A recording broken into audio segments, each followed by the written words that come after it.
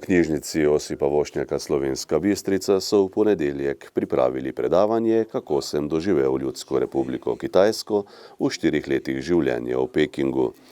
Predaval je Ljubo Poles, do nedavnega visoki častnik Slovenske vojske. V letih od 2016 do 2020 je bil obrambni ataše Republike Slovenije v Ljudski republiki Kitajski. V tem obdobju sta soprogo Zdenko Molnar živela v Pekingu. Slikami in predavanjem je pokazal, kako dojema kitajsko družbo, tamkajšnje vsakodnevno življenje, zdravstvo, šolstvo, religijo, kako Kitajci dojemajo svojo zgodovino, kulturo, hrano in kako se obnašajo v stiku s tujci. Midva sva delala hudičevo malo kilometrov za privatne potrebe, ravno zaradi tistega, kar sem vam že omenil, prometa, ki je ogromen in bilo to meni stresno se voziti na tak način. Ne? Ampak imajo poseben način prometnih kazni in registracije. Vi v Pekingu ne vidite policije, da bi zaustavljali avtomobile.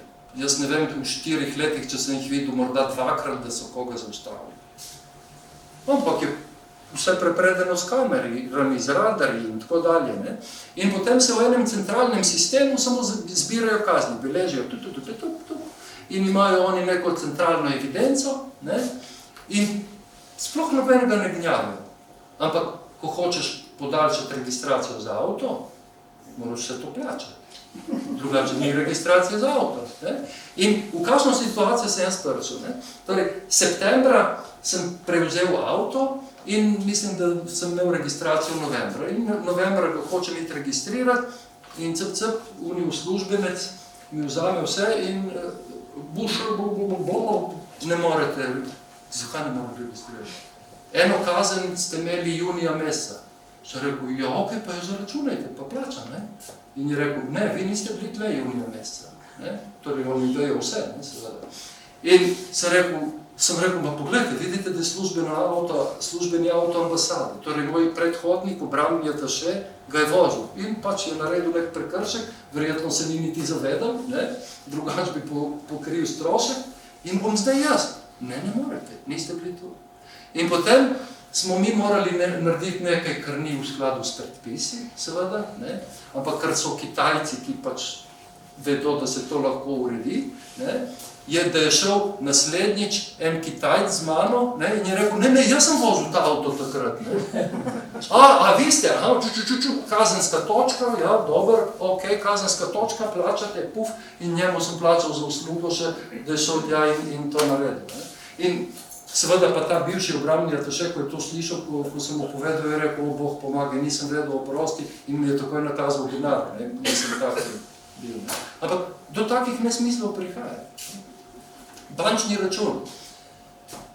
Tja odpred bančni račun ni tako kot le, se gre na banko, malo se, jaz bi odprl bančni račun, ja, ok, se podpiše, evo, vozi miško. Ne?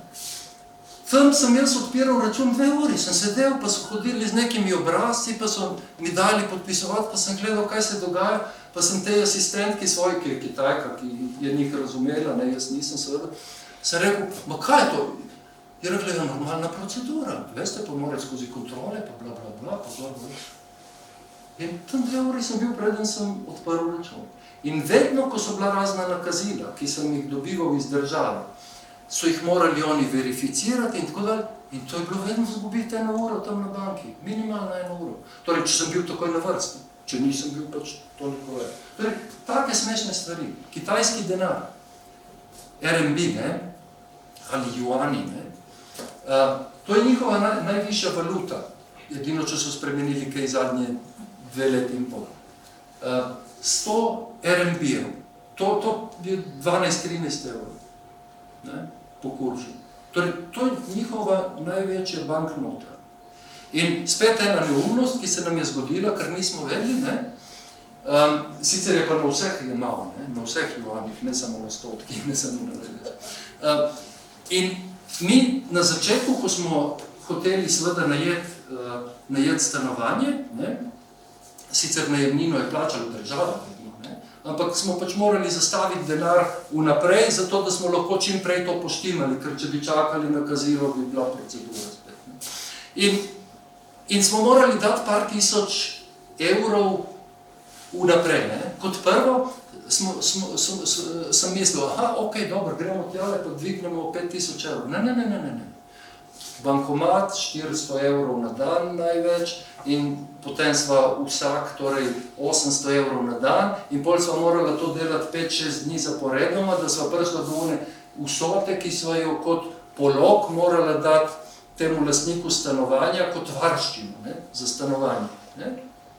In zdaj si pa zamislite še nekaj, ne.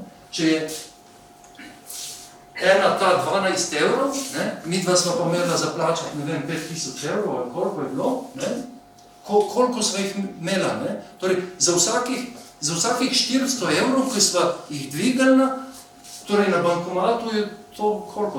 36 ali 35, ne vem, morda sem slabo zaračunal, ne. In to pomeni kar take kupice, ne, in potem sem rekel, Bog pomaga, kdo pa bo to nosil sabo, ne.